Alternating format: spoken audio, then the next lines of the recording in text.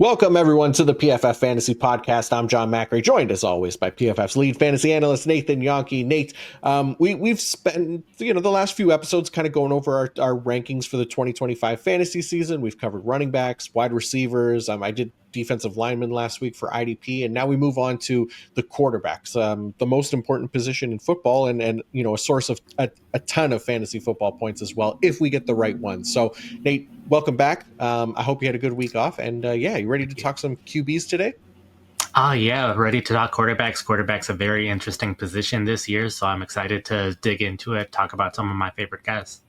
Yeah, this is good. I definitely really came away like when ranking this position, like just being excited about a lot of the players and thinking about some good values even later. Like there's just so many good quarterbacks, I think, this year. A lot of teams are set up in a nice spot to be competitive, and because they have good quarterbacks for which isn't always the case every year. A lot of teams struggle, but I think, there's not really like a ton of bad quarterback spots this year. So I'm excited about it. I think we could get some nice fantasy value from the position, but we'll get into those players today anyways. But yeah, like with the running backs and the wide receiver episodes that we've done, we aren't necessarily going to go into detail on every single quarterback, but instead kind of focusing on the more interesting conversations of which quarterbacks we have higher or lower than each other, as well as where we differ from consensus. And looking at our rankings, I think the interesting decisions start kind of right at the top of the position, right? Because Nate, as much as we have the same three quarterbacks within our top three, we have them in different orders just from one another and from consensus as well. Because between Lamar Jackson, Josh Allen, and Jaden Daniels, you, me, and ADP all have a different number one. So you have Jaden Daniels as QB1, I have Lamar Jackson, and ADP has Josh Allen. And look, I can make an argument for all three of these guys as the overall QB1. I think it's incredibly close, and I'm sure you feel similarly, Nate. So let's start with your pick for QB1, Jaden Daniels of the Washington Commanders, who comes with probably the slightly best value of the three, as he owns the QB3 ADP, which I guess for both of us means that since it's so close, I have him as QB2. We'd be most happy getting the better value with Daniels, but it's not like it's, we're necessarily able to grab a running back or wide receiver in between those picks most of the times and then grab Daniels right now, but because they're all so close in where they're getting drafted. But Nate, tell us what as Daniels as your choice here for QB1 this season. Oh, yeah. First off, Daniels played excellent as a rookie. Averaged 23.7 fantasy points per game in the games that he both started and finished. I know there was some games in there where he didn't play the entire game, but whenever he was there, he was excellent in terms of fantasy perspective. He ran the ball 148 times, 891 yards, finished second at the position in both stats. Jalen Hurts having more attempts, Lamar Jackson more yards. Particularly impressive when he was scrambling the ball, finished with 4.4 scrambles per game, which led to 35 scramble yards per game, both the best among quarterbacks. And Washington really took the philosophy of let's build around our great rookie quarterback to try winning a Super Bowl, even though they have plenty of needs on defense. They didn't do a ton to address those needs on defense. Instead, traded for Deebo Samuel, traded for Laremy Tunsil. So I think those will be pretty big upgrades at the wide receiver 2 spot, at the left tackle spot. And not only that, because the defense wasn't upgraded a ton, I could see Washington not only scoring a lot of points, but allowing a lot of points. So they'll need to keep their foot on the gas in games, which I think is one big differentiator between him and the Ravens and Bills quarterbacks, and that those two teams are going to blow up opponents at times and then not have to throw much at all in the fourth quarter or potentially the third quarter. So I think volume favors Daniels in that perspective. And then we've also seen quarterbacks run the ball less as they age. That just is natural. They're not going to be as fast. It doesn't make as much sense for them to run. We saw last year both Josh Allen and Lamar Jackson rush less than we've seen in past years, and I think that trend will continue.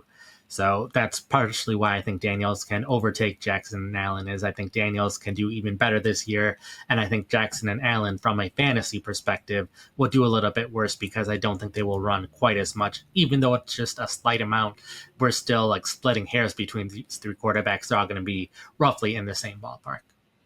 Yeah, that's the thing, right? Like they're all so close. Like again, like any one of these guys could finish as QB1. It would not be a surprise. And I think Jaden Daniels, like he's a great bet to get there, and probably my favorite outcome for the year if it's him that finishes as the QB1. And I guess the only part of me that is leaning Lamar is just like the consistency year in and year out that we've seen Lamar deliver like elite fantasy performances nonstop, basically. And I'm not saying that Daniels can't do that. Obviously, I think he definitely can. I just worry that, as is kind of often the case with a lot of players coming off like these incredible rookie years, like offensive rookie of the year winners, even like RG3 and Dak Prescott and CJ Stroud, they don't necessarily immediately get better for fantasy the next season. They all kind of like took a little step back before moving forward again. And it's not like saying like it's going to be a sophomore slump or anything like that. I'm not saying it will qualify as like a slump per se. Just more like I worry about the improvement will be incremental at best. Like he was QB5 overall last year, led the league in rushing yards between weeks 1 and 17, like our fantasy season. And then, just seeing, is it going to be the QB1 step this year? And maybe, again, I have him as QB2, so I think it's more than possible. I just don't know that he's necessarily ready to take over Lamar yet, but it is coming, because Lamar, to me, like, I mean, I don't think it's this year. Like, he's operating at an elite level, like showing no signs of kind of slowing down. Like you mentioned, like a little bit less rushing, but he really had a case to win his second straight league MVP last season. He finished as the overall QB1 for fantasy, delivered a career high 93.3 passing grade, 94.9 overall grade, like both of which led the league, including the playoffs, right? So now you have like arguably one of the league's best passers combined with probably the most dangerous rushing threat at the position. To me, like Lamar is like kind of this nuclear weapon for fantasy that when he's playing at the level that he was last season, there's nobody close. And you look at his 26.2 points per game as well, even on slightly less rush attempts, like basically 2.5 points per game more than the next closest quarterback, which was Josh Allen. So I think he can afford to regress some and still be like the QB1. Like he might not have to throw 41 touchdowns again, because he can make up for that with his legs still. He still ran for over 900 yards total last year. And he only had 4 rushing touchdowns last year as well. I mean, considering how often he runs the ball, I think that's an area where he can improve, even with Derrick Henry on the team, because he's like that explosive. He has that explosive run ability where he doesn't necessarily need the goal line touches like a Jalen Hurts. Like he can score from anywhere on the field. And I also think he has the best receiving core and supporting cast of the three as well, between, Mark Andrews and Isaiah Likely at tight end, Zay Flowers, Rashad Bateman, and now DeAndre Hopkins at wide receiver. Obviously, Derrick Henry at running back, solid offensive line. Like I expect them to be in a lot of competitive games in 2025, where I don't know that it's going to be like a lot of blowouts, but I think, the key to helping them win, like they have a difficult strength of schedule for us. So I don't expect like a ton of blowouts, but instead games that allow Lamar Jackson to kind of thrive, and they have to rely on him. And I think he'll do that. So for me, it was really hard to take him out of that top spot. Like, so I left him there, even with like strong contenders and Daniels and Allen and Jalen Hurts as well. Like, it's to me, I think Lamar Jackson's still going to be QB1. I want it to be Daniels. I do want it to be Daniels. I don't know. Lamar scares me, man. I just think he's too much of a weapon. So yeah, I have him at 1 right now as a slight edge. There, I do think, like, I agree. There's a chance Daniels could have some regression of, like, I think all 3 of these quarterbacks will have some regression this year, and I think that's fair to consider. Lamar Jackson, in particular, you mentioned his passing touchdowns. He was throwing a touchdown on 8.6% of his passes last year, and we basically never see someone have a rate above 7% in back-to-back seasons. There's only been 3 times since 1970 that we've seen a quarterback do that in back-to-back years, and that's a decent drop off from 8.6%. So I think Jackson, like, he's had these 2 all-time great fantasy seasons, like what 2019 was the first one, and then the other years he's been a top 8 fantasy quarterback in points per game, but he hasn't been that top couple of quarterback because he's either hasn't had the passing or we've seen the rushing decline a little bit. So, like, I still think he's very safe to be with these top couple quarterbacks, but I think there is some regression that'll be in store for him as well. Yeah, no, it's a good point. It's definitely, there's concerns with all of them. But like, yeah, they're still going to be elite scorers for the position either way. But what about Josh Allen, Nate? Because we've spent obviously most of the time here talking about, Daniels versus Lamar, but fantasy drafters right now are giving the edge to the reigning league MVP, and he's another one I think deserving of that ranking. So where are you at with like Josh Allen heading into 2025? So I again have him right in this ballpark of quarterbacks. I think compared to ADP, because of that, I'm not getting too much Allen right now. It's basically always been Daniels based on where I have the quarterbacks ranked. But Allen, a little bit concerned about the rushing touchdowns just because they aren't as consistent with the tush push as Jalen Hurts is with the Eagles. But he is someone who's getting a ton of rushing touchdowns. I don't think his receiving group is quite as good as the other two quarterbacks we have above him. So I think there's that. But I think, again, the rushing production in general declining a little bit, but he's also remained a very good passer throughout all this. And a similar thing where like they're probably going to be winning a lot of games, but the Bills are a balanced team. The Ravens are more of a run heavy team. So I still think Allen's going to get plenty of that passing volume, where I'm more concerned about Jackson being in a run first offense that they can just keep running and running and don't necessarily need him to always be the one to run the ball. As long as there's a threat of him running the ball, that is a great advantage to the Ravens run game. So I don't think he's going to score as much as past years. We saw that last year where he wasn't scoring as much as other years, but still was among those top quarterbacks. And I still think the four quarterbacks we have on the screen right now, including Jalen Hurts and their rushing production puts them so far ahead of everyone else that they need to be drafted above everyone else by a decent margin. And we've seen that kind of year after year since these rushing quarterbacks have emerged, that like Josh Allen is always the top quarterback or second best quarterback. Hurts has always been in this top five. Jackson and always close or near this top five. So I think that'll continue being the case, that some pocket passer will probably be in this group, but we aren't sure which one. But as long as these four stay healthy, I think they're all very safe bets to be in those top 6, 7 fantasy quarterbacks this year. Yeah, I'm with you. And yeah, even like Allen too. Like I kind of hate having him as QB3. I don't think it's a fair ranking. It honestly, like it's again, they're like QB1, A, B, and C for me, basically. But I think, he has as strong of a case for QB1 as there is for maybe Daniels as even like QB3. I don't know. I might switch it. I might put Josh Allen at QB2. Like just thinking about it, like the guy finishes no worse than QB2 on the year every year since 2020. Like he doesn't necessarily have like the rushing upside of Lamar or Daniels, but he still has like really good rushing upside. He had the second most rushing fantasy points last season, thanks to 12 rushing touchdowns, I think it was.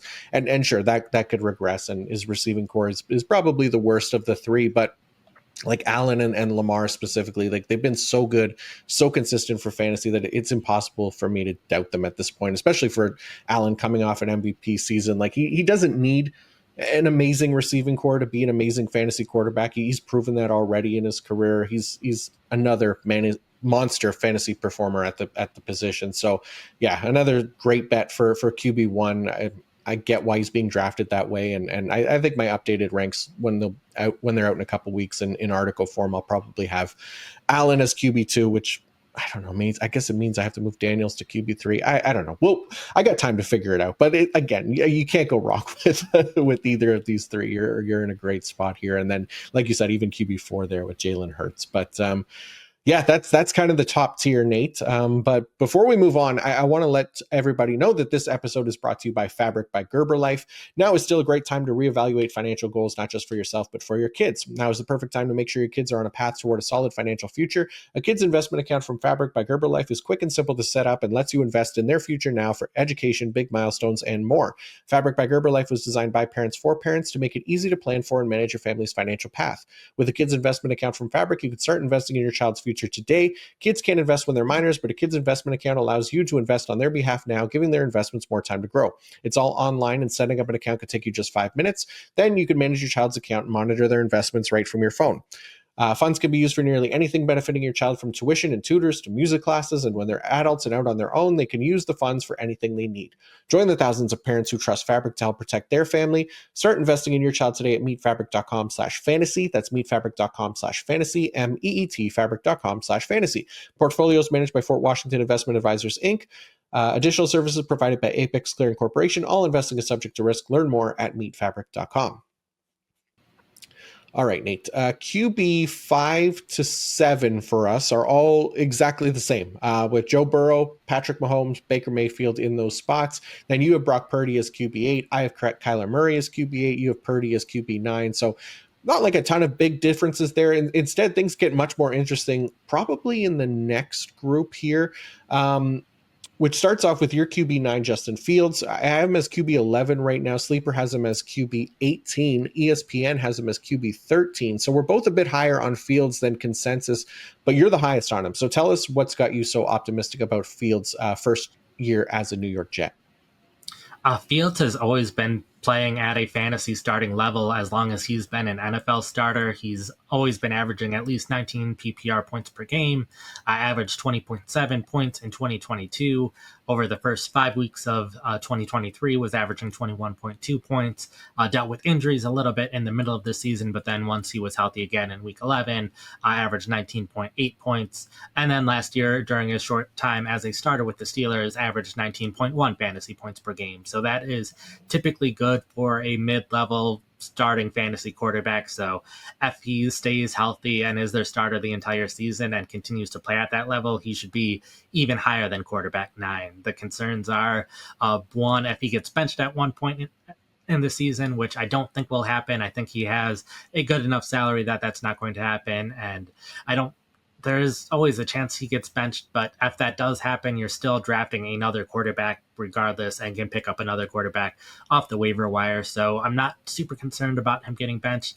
And then I am also excited about the prospect of him getting involved with the tush push. The Jets are one of the teams that voted to keep the tush push this year, possibly in mind that Fields could do that at a very high level. So if that does happen, Fields has got a ton of rushing production in his career, largely from quantity of scrambles and quantity of scramble yards. It hasn't necessarily been from a lot of touchdowns like some of the quarterbacks we were talking about at the start of the episode. So if Fields does get involved with rushing touchdowns from the 1 yard line, then that has a chance to get him his best fantasy season that we've seen, which instead of putting him as a top 10 fantasy quarterback, puts him as a top 5 or even higher among quarterbacks. So even though he isn't as good of a passer as all the quarterbacks we talked about to start the episode, he still has some of the best rushing games that we have seen in the history of the NFL from a quarterback. He has multiple appearances in the top 10 in terms of rushing yards by a quarterback in a game. So I think he's still capable of doing those kind of things. Hopefully having Garrett Wilson at wide receiver helps him over some of the other wide receivers he's had. Like when he had DJ Moore, that definitely helped his passing. Mm-hmm. So hopefully having Wilson will also help his passing. And we saw some improvement as a passer in his time with Pittsburgh. So would expect him to be more of an average passer rather than one of the lower passers in the league. So I think that should also help his fantasy production. Yeah, first off, I love the idea of Justin Fields tush push. That would be amazing for fantasy. And I'm, either way, like I'm with you. Like I think as a starting NFL quarterback, Fields is right back in that kind of QB1 conversation. I don't know why the sleeper ADP is so low right now, but I'm sure that'll improve as the season gets closer. But as always, like what we love, it's the rushing upside, right? And Fields definitely has that high-end rushing ability. Even last season in just a few starts, like he averaged 5.3 rushing attempts per game. That ranked 8th at the position, and that helped him rank as QB4 in fantasy points per drop back as well, behind only Lamar Jackson, Jalen Hurts, and Josh Allen. Now, unfortunately, like you said, like we didn't get a full season of Fields last year, but when he was out there, like he was QB6 overall for fantasy from weeks 1 to 6 with the Steelers, which he did while ranking just 22nd in passing yards over that span. So that's just how valuable like his rushing ability is. And he's going to get the opportunity to do that again this year without having to worry about like a Russell Wilson taking over a starting job. Like you said, I don't think there's as high of a risk of him being benched this year. And as long as he's healthy and doesn't play himself out of a starting job, I don't think there's really concern for him to potentially deliver, as a top 10 fantasy quarterback. So I could definitely get behind him inside the top 10. I think I'll probably be moving him at some point here and inside that range as well. I think he has the potential, again, large part thanks to the rushing, but like you said, Garrett Wilson to throw to, a solid offensive line, and considering the ADP, he might be one of the better values at the position right now. So this could absolutely be a resurgent year for Fields as like a legitimate fantasy weapon. So excited to see what he could do with the Jets. Now, speaking of values, the ranks have been up there on the screen here for some time. We have a couple quarterbacks who I'm with you in that ADP is likely probably too low on and holds a lot of untapped potential, right? Especially in the case of the first guy on the board, your QB 10, JJ McCarthy, who is the QB 19 on Sleeper, QB 20 on Yahoo, and QB 16 on ESPN. So you're well above the consensus here for McCarthy, Nate, who we've yet to see play in the NFL, but tell us what's got you excited about him for 2025.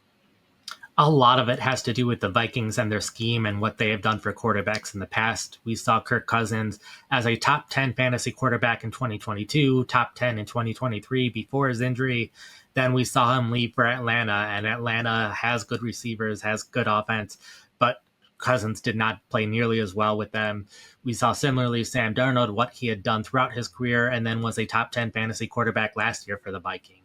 Even going on a smaller sample size, Joshua Dobbs in 2023 was with Arizona. We saw him not be a fantasy starter there, gets traded, barely has any time with the Vikings, but then ends up as a top 12 fantasy quarterback in 3 of his 4 starts. So we've seen quarterbacks, and even Nick Mullins that year had a top 5 fantasy finish in one of his few starts. So we've seen quarterback after quarterback continue to be fantasy starters in this offense.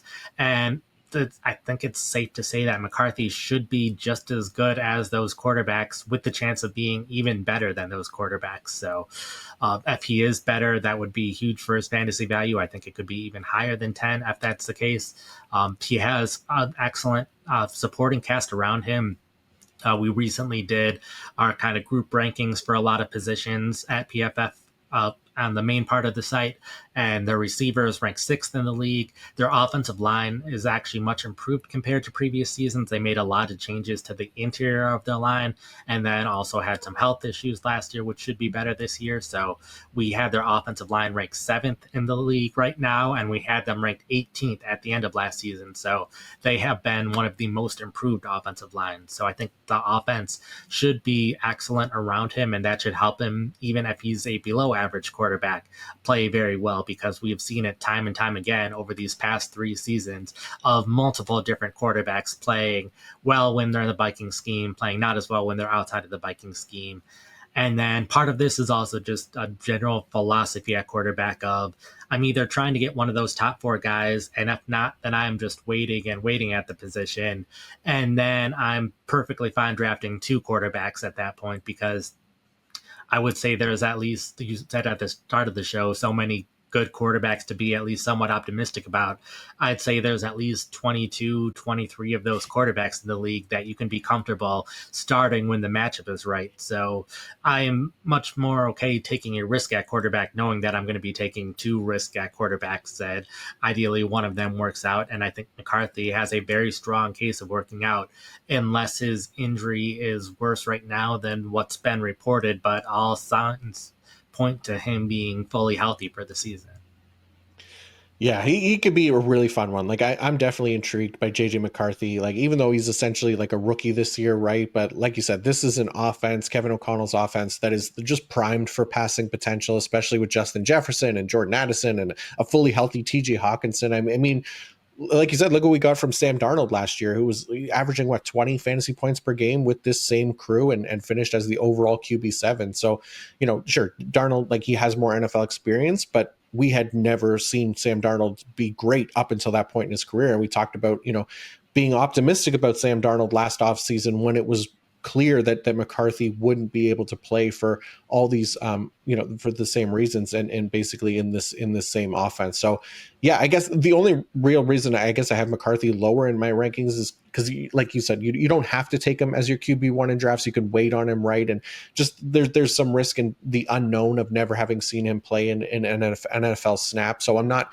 maybe as comfortable heading into the season with him as my QB1, and combined with maybe somebody going after him as well. Because I still like the guys like Kyler Murray and Jared Goff Metcalf and Bo Nix, who all kind of showcased that QB1 potential as recently as last season. And then guys like CJ Stroud, Drake May, even Jordan Love, who might also push to get there this season. And they have a little bit more experience in the NFL. But yeah, like I would love to get JJ McCarthy as my QB2 in drafts. I'd be very happy with that. But yeah, it's a great offense where he can hit the ground running in the NFL. I don't know if I'm as comfortable with him as QB1, but I definitely can see the path for him getting there. Like you said, for all these other quarterbacks who just did it as well in this very same offense. So yeah, hopefully he's healthy and ready to go, because I think that could be a really nice passing offense in Minnesota for sure. I'd add like some of the philosophy is just thinking how likely is a quarterback to be a top 5 fantasy quarterback, since it's relatively easy to get quarterbacks who can be in the top 12 in the right matchups. Basically, any of those quarterbacks in the top 22, if they're in the right matchup, you want to start them. If they're not in the right matchup, you don't want to start them. But someone you mentioned like Jordan Love, a division rival with the Packers, I don't see that path of him becoming a top 5 fantasy quarterback, because he doesn't have it doesn't seem like he has the talent as some of the other pocket passers. They don't have the same receivers that the Vikings have. The offensive line is at least comparable, if not a little worse. I don't think the scheme is as good. They're more run heavy. There are so many more things working against Love, where I think Love can definitely be a top 10 fantasy quarterback, a top 12 fantasy quarterback. I don't see a path to him being the top 5, where if McCarthy is just a little bit better than what Kirk Cousins and Sam Darnold was, then that's a top 5 fantasy quarterback right there. Yeah, it's true. And look, with Love too, like, I mean, I think he has that in him still. Like, I think he can still, I mean, I think he was QB5 overall in 2023, right? Like that first year with him as a starter. And he was a really good passer. Last year, it wasn't as good. I think he's in kind of a good spot to bounce back this year. And they got a lot of options there in the passing game as well. I know none of them are obviously as good as Justin Jefferson, right? But they also spent, a first round pick on Matthew Golden. We'll see how that works out. But if he hits the way they think he could, I think that's a big weapon for somebody like Jordan Love as well. So I think he can be that guy. Like, again, it might not be consistently every single week, but I think he'll have that upside if things go the way that they did in his first year as a starter as well. So yeah, it could be interesting, but yeah, there's definitely some other guys, even Caleb Williams, who I like in that kind of range there. I think he has that potential considering the offense there in Chicago. But yeah, it's just a really stacked group of quarterbacks I think we could choose from here that all kind of have this potential. So yeah, it's exciting. It's going to be an exciting season to watch play out here. Okay, and then let's close out with one more big difference in your rankings, Nate, compared to the consensus here. As you have Trevor Lawrence as QB 11, he's going as QB 20 on Sleeper, QB 19 on Yahoo, and QB 25 on ESPN. But you are buying what Liam Cohen is selling there in Duval County. What makes Trevor Lawrence a QB 1 for you this year? Yeah, so we have seen some greatness out of Lawrence. We've seen some not so great stuff out of Lawrence throughout his career. He's pretty consistently had a high big time throw rate, but at times his turnover worthy throw rate has fluctuated, which has been not so great for Jacksonville at times. But I think Cohen's offense should help Lawrence improve, similar to what we saw from Baker Mayfield. I think a big thing is Lawrence was often trying to make those big plays. His average depth of target flew to 9.9 yards last season, so that was fairly high, which I don't think is necessarily great for someone who has a high turnover-worthy throw rate. Cohen's offense is typically a little below average in terms of average depth of target. So I think having those easier throws for Lawrence is going to be huge for him, similarly to how it was huge for Baker Mayfield. Lawrence in general, we've seen over the years, his deep ball accuracy has been below average, where his accuracy on shorter passes has been above average, and that's relative to other quarterbacks in those same ranges. So if he's throwing more of those shorter average depth of targets, that gives him more of a chance to shine relative to other quarterbacks. And then we've seen the weapons that they have in the offense. Brian Thomas Jr. emerged as a clear top wide receiver in the NFL last year. They added Travis Hunter this year, so they have arguably one of the best pairs of wide receivers in the league now, which is better than what Lawrence has seen during a lot of his time in Jacksonville. So this is another situation where a lot has gone right. If he can do similarly to Baker Mayfield, then that puts him in the top 10 fantasy quarterbacks. And yeah, there could be some weeks that aren't as good, but I think he should be. I think they'll be even more pass heavy than what those Tampa Bay Buccaneers were, because they don't have the same running backs that the Buccaneers had last year. Very, yeah. And look, Lawrence has done it before, right? Like he's a two-time top 12 fantasy quarterback, right? And I think with a new and improved offense, I definitely get there's reason, to be optimistic about him here. Again, he's probably not someone I'm as comfortable with going into the season as QB1, just because, again, like the same kind of upside targets that I like at the position, the Drake Mays and Caleb Williams of the world, who both on improved offenses as well this year. Williams, at least much better offensive line. And both those guys as well were able to run the ball a little bit more, rack up some fantasy production on top of hopefully likely improvements as passers as well, May and Williams. But yeah, but we've been kind of waiting for Lawrence to kind of deliver like as that kind of generational quarterback prospect that he was drafted to be. And I don't think he's really proven himself to even be like a top 15 quarterback at this point in the NFL. Like he has that potential for sure. Like he's, but he's also had a lot of opportunities to get there. It hasn't quite come to fruition. I like that he at least had that kind of big fantasy season in 2022, I guess it was, finishing. He was like QB6 overall, somewhere around there. But I could definitely see the vision here with Liam Cohen and his offense. Like if it's everything that's cracked up to be and translates here to Jacksonville, I could see it for Lawrence. I like the potential of guys like Herbert as well, who they might get to run a little bit more as and is a better passer than Trevor Lawrence. The CJ Stroud and Jordan Love bounce back candidates as well. I'm just kind of working through it in my head. Like again, like those potential breakout guys are the guys that I really like to target more in this range. The Drake May, Caleb Williams, maybe Bryce Young. We'll see. But I don't hate Trevor Lawrence. I like your argument for him. So hopefully that does help him have the best season of his career, and hopefully helps the listeners feel better about his QB1 potential as well heading into this season, and bring that ADP up a little bit, because yeah, there's a lot of guys in that range, and Lawrence's offense is definitely one of the more intriguing ones for this range. So I think he could get there for sure. I would say with Lawrence, we've seen it in stretches where like he's had half a season where he's been rated as a top 5 quarterback, and then the other half of the season it hasn't been nearly as good, which lowers his grade. But the fact that we have seen it before at times in stretches helps me be a little more confident in Lawrence, that even though it hasn't been put together over the course of an entire season yet, I think a lot more around him's better this year than what we've seen in the past, which should help him get to a point where he's more consistent over that longer period of time. Yeah, for sure. And look, Travis Hunter is absolutely going to help with that. We got to see how this combination of Travis Hunter and Brian Thomas Jr. work together, because it's going to be a lot of fun, that receiving core. And then look, maybe there's some hope for Brenton Strange as well, as a potential breakout tight end this year. But yeah, it's an exciting group of quarterbacks this year. I think there's a lot of really good options. But let us know who you guys are interested in the comments as well. But that is going to wrap us up for today. Thank you all for listening. Don't forget to like and subscribe to the channel as well while you're here. We'd greatly appreciate that. But Nate, thank you as well for breaking down your ranks for us. Let everybody know what you have going on over at pff.com this week. So I have all the player profiles up on the website. It's about 200 of them at this point. So if you want to know my opinion on basically any player you're considering drafting, definitely check that out. Outside of that, I've got about 3 articles going up per day every weekday, a combination of ranking articles, a combination of draft strategy articles, as well as just list of players of top 5 sleepers, top 5 league winners, those kind of things. So having those lists, roughly one of those a day as well.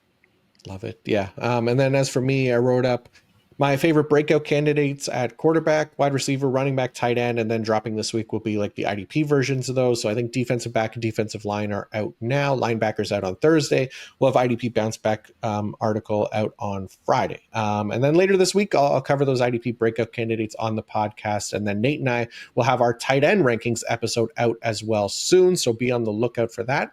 And until next time, peace out.